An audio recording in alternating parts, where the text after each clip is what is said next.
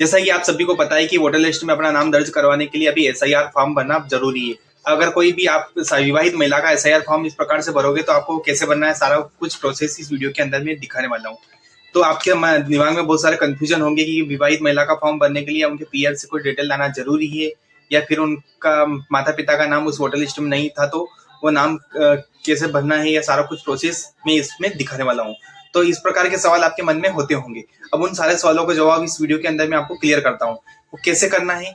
क्योंकि कोई विवाहित महिला है, जैसे उसका नाम वहां पर माता पिता का नाम नहीं, या उनकी डेट हो गई है, तो उनके दादाजी का नाम भी इसमें फिल कर सकते हैं। वो कहाँ फिल करना है, कौन सा कॉलम छोड़ना है, सारा प्रोसेस इस वीडियो के अंदर पूरी स्टेप बाय स्टेप तरीके से बताने वाला हूँ। तो दोस्तों वीडियो को बिल्कुल आप स्किप नहीं करोगे और वीडियो में बने रहे।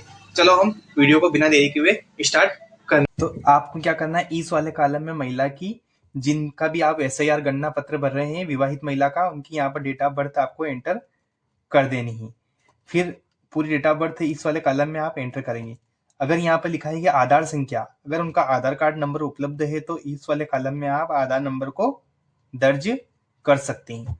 इसके बाद में उनका जो मोबाइल नंबर है वो आपको यहाँ पर एंटर करना है तीसरे वाले कॉलम में। फिर उनके पिताजी का नाम आपको यहाँ पर एंटर करना है, यानी कि पिता का नाम उनका यहाँ पर आपको एंटर करना है, जिसका भी ये फॉर्म भर रहे हैं यहाँ पे, यानी कि पिता का नाम लिखना है इस वाले कॉलम में, जैसे रामलाल, श्यामलाल, जो भी है। अब पिता का जो ईपिक नंबर है 2003 की या 2002 की वोटर लिस्ट में, तो पुरानी वाली वोटर लिस्ट में वो मिल जाएगा, और ईपिक नंबर आपको यहाँ पर एंटर करना है। इसके बाद में चौथे वाले, पांचवें वाले कॉलम में आपको, छठे वाले कॉलम में आपको माँ का नाम एंटर करना है। जैसे उनकी माता का नाम सावत्रा है तो यहाँ पर आपको सावत्रा ही एंटर करना है। और इसके बाद में यदि माता जी का जो लिखा हुआ है कि माता का ईपिक नंबर यदि उपलब्ध हो, उस वाली लिस्ट में यदि माता जी का जो ईपिक नंबर है वो उपलब्ध है तो यहाँ पर आपको ईपिक नंबर को उपलब्ध करवाना है।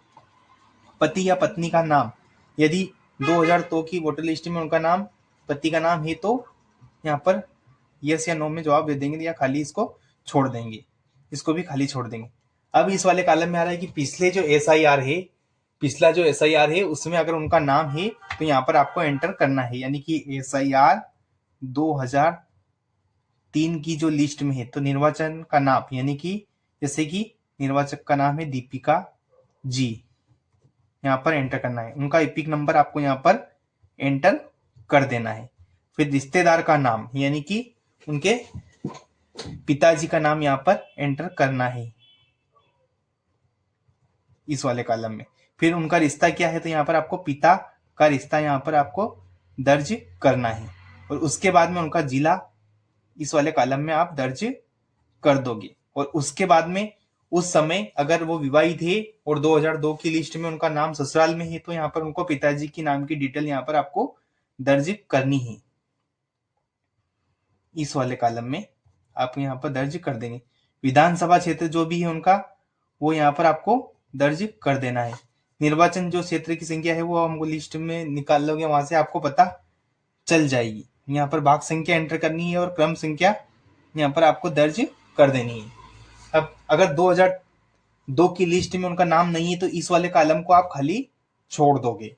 उसके बाद में आप बात करते हैं कि पिछले कॉलम में दिए गए रिश्तेदार का विवरण, यानी कि जो भी ये व्यक्ति है जिनका फॉर्म भर रहे हैं तो उनके पिताजी का नाम यहाँ पर आपको एंटर करना है। उनका नाम क्या है पिताजी का, यहाँ पे पिताजी का नाम जैसे कि जमुना प्रसाद है, यहाँ पर आपको वो एंटर करना है। उनका ईपिक नंबर इस वाले कॉलम में आप एंटर कर दोगे। इसके बाद में उनके पिताजी का नाम यहाँ पर आपको एंटर करना है, यानी कि जमुना प्रसाद के पिताजी का नाम यहाँ पे श्याम जी,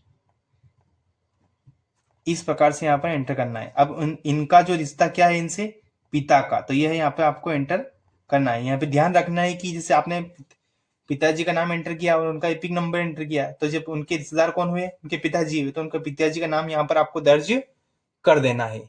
इतना करने के बाद में इनका इनसे क्या रिश्ता है तो यहाँ पे लिखना है पिता। फिर इनका जो 2002 की वोटर लिस्ट में नाम क्या था वो नाम यहाँ पर एंटर कर देना है। उसके बाद में जिले का नाम आपको यहाँ पर लिखना है कि उस समय इनका जिला क्या था। उदाहरण के लिए आप जैसे आप अभी वर्तमान में दूसरे राज्य में रह रहे, तो आपका जो वोटर आईडी कार्ड का एड्रेस है वहां पर वहीं का भी होगा, तो वो यहाँ पर वहीं का जिला आपको एंटर करना है, ना कि वर्तमान का जिला आपको यहाँ पर दर्ज करना है। उस समय आपका राज्य कौन था तो राज्य आपको यहाँ पर उसका नाम आपको यहाँ पर दर्ज कर देना है। विधानसभा क्षेत्र आपका क्या था वो यहाँ पर आपको एंटर कर देना है।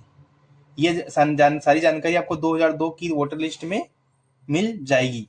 यहाँ पर विधानसभा क्षेत्र की संख्या यहाँ पर आपको एंटर कर देनी है और भाग संख्या यहाँ पर आपको मिल जाएगी, वो यहाँ पर आपको दर्ज कर देनी है। उसके बाद में क्रम संख्या यहाँ पर एंटर करनी है। इतना करने के बाद में जिस भी व्यक्ति का फॉर्म भर रहे हैं तो उनका यहाँ पर अंगूठे या सिग्नेचर भी कर सकते हैं। उसके बाद में जो जिस भी डेट को ये फॉर्म भर रहे हैं वो डेट आपको मेंशन करनी है, जैसे कि 20/11/2025। इतना करने के बाद में BLS आपको ये फॉर्म दे देना है। इसको सबमिट करके पूरी जानकारी को ठीक से भर लेना है और यहाँ पर BLS आपके सिग्नेचर आ जाएंगे। यह घोषणा पत्र आप भर सकते हैं। अब इसी के साथ में मैं आपको और बताना चाहता हूं, फिर यहाँ पर एक बात का ध्यान रखना है कि इस प्रकार से कॉलम खुल के आ जाएगा, यानी कि जो पिछले SIR है उसमें उनका पति का नाम था, यानी कि पिछला जो SIR 2002 की सूची में वो ससुराल में रहती थी और यहाँ पर पति का नाम है, तो यहाँ पर उनका निर्वाचक का नाम आ जाएगा, यानी कि उनका नाम आ जाएगा यहाँ पर दीपिका जी। उदाहरण के लिए जैसे कि पिछले SIR में अगर उनका नाम है, अगर ससुराल में रहती है और उनका नाम उसी लिस्ट में है तो यहाँ पर उनका नाम आएगा और यहाँ पर उनका इपिक नंबर भी आ जाएगा। इसके बाद में उनके रिश्तेदार का नाम आ जाएगा, जो भी नाम है वो यहाँ पर रिश्तेदार का नाम यहाँ पर आ जाएगा। उनका यहाँ पर रिश्ता क्या है, तो यहाँ पर पति और पत्नी। यह मैंने अभी फिलहाल BLO साहब से बात की थी तो उन्होंने यहाँ पर बताया कि पति पत्नी दोनों का नाम यहाँ पर दर्ज कर सकते हैं रिश्ते में, और उनका जो जिस समय जहाँ पे शादी हुई थी और जहाँ पे नाम है उस जिले को यहाँ पर एंटर वो कर देंगे। उसके बाद में जो उस समय जिस भी राज्य में रहते थे उस राज्य का नाम यहाँ पर एंटर कर देंगे। इसके बाद में उस समय उनकी विधानसभा जो क्षेत्र की का नाम था वो नाम भी यहाँ पर आपको एंटर कर देना है। उसके बाद में यहाँ पर उनके विधानसभा क्षेत्र का जो क्रमांक है या क्षेत्र की संख्या है वो यहाँ पर एंटर कर देनी है। भाग संख्या यहाँ पर जो भी थी उस समय वो एंटर करनी है। क्रम संख्या यानी कि जो सूची में अभी जो नेम है वो नेम यहाँ पर उनको एंटर करना है। इतना करने के बाद में फिर यहाँ पर आएगा अगले कॉलम में कि उनके पिछले कॉलम में दिए गए रिश्तेदार का विवरण, यानी कि उनके जो माता पिता का नाम है, तो यहाँ पर जैसे कि जिनका ये फॉर्म भरे उनके पिताजी का नाम क्या है, तो यहाँ पर उनका नाम आपको एंटर कर देना है। फिर उनका इपिक नंबर यहाँ पर इस वाले कॉलम में आपको भर देना है। फिर रिश्तेदार का नाम, यानी कि उनके पिताजी का नाम क्या था, तो पिताजी का नाम यहाँ पर आपको एंटर कर देना है। उनका रिश्ता, जैसे इनके पिताजी का नाम है तो उनका रिश्ता क्या है, तो फादर का उनसे रिश्ता है। फिर उनका जिला आपको चयन कर देना है। उसके बाद में यहाँ पर इस वाले कॉलम में राज्य का नाम आ जाएगा उनका, कि उस समय उनका राज्य कौन सा था, उदाहरण के लिए। फिर विधानसभा क्षेत्र का नाम, यानी कि उनकी जो पोलिंग बूथ में जो विधानसभा संख्या है वो यहाँ पर आपको उनका नाम यहाँ पर आपको एंटर करना है। इतना करने के बाद में यहाँ पर फिर से विधानसभा क्षेत्र की संख्या एंटर करनी पिताजी वाली, यानी कि जो अभी फिलहाल ससुराल में रहती है तो उस समय उनको पीयर की डिटेल यहाँ पर एंटर करनी है, क्योंकि वो डिटेल वहां से मिल जाएगी। अब इसके लिए आपको कहीं पर जाने की आवश्यकता नहीं है। अब आप ऑनलाइन ही घर बैठे मोबाइल फोन से या ऑनलाइन शॉप से मात्र 2 मिनट के अंदर इस चीज को आप निकाल सकते हो। फिर इसके बाद में विधानसभा निर्वाचन क्षेत्र की संख्या यहाँ पर आपको एंटर कर देनी है पिताजी वाली, और उसके बाद में उनकी भाग संख्या यहाँ पर आपको एंटर कर देनी है। इसके बाद में उनकी जो वोटर लिस्ट है ऑनलाइन आप निकालोगे तो वहां पर इस तरफ साइंस लाइन से सीरियल नंबर दे रखे होंगे, वह सीरियल नंबर आपको यहाँ पर एंटर कर देने। इस फॉर्म को पूरी तरह से अच्छे से फिल कर देना है इस प्रकार से, और फिल करने के बाद में यहाँ पर जो भी व्यक्ति इस फॉर्म को भर रहा है उसके सिग्नेचर कर सकते हैं। अगर आप मौजूद नहीं है तो घर वाले भी इस फॉर्म को भर सकते हैं और उनके सिग्नेचर यहाँ पर कर सकते हैं। इसके बाद में यहाँ पर इस वाले कॉलम में BLO साहब के सिग्नेचर आ जाएंगे, और इस प्रकार से ये फॉर्म आप घर बैठे आसानी से बिना किसी परेशानी के भर सकते हैं। पर लेकिन एक बात का ध्यान रखना है कि अगर जो भी व्यक्ति जो उस समय, उदाहरण के लिए जैसे कि 2002 की वोटर लिस्ट में उनका नाम नहीं था, तो इस वाले कॉलम को छोड़ देना है और वर्तमान कॉलम, यह वाला कॉलम आपको भरना है। अगर 2003 की लिस्ट में नाम नहीं है, तो अगर 2002-3 की लिस्ट में नाम है और आप ससुराल में रह रही हो या मायके में रह रही हो तो वहाँ की डिटेल आपको यहाँ पर एंटर करनी है। इस बात का आपको विशेष ध्यान रखना है। दोस्तों, आशा करते हैं कि आप इस प्रकार मेरे बताए गए वीडियो के माध्यम से आप फॉर्म आसानी से भर सकते हैं बिना किसी परेशानी के। अगर आपको फिर भी कोई परेशानी हो रही है तो मैं पूरा आपकी हेल्प करूंगा, मुझे कमेंट करके बताइएगा।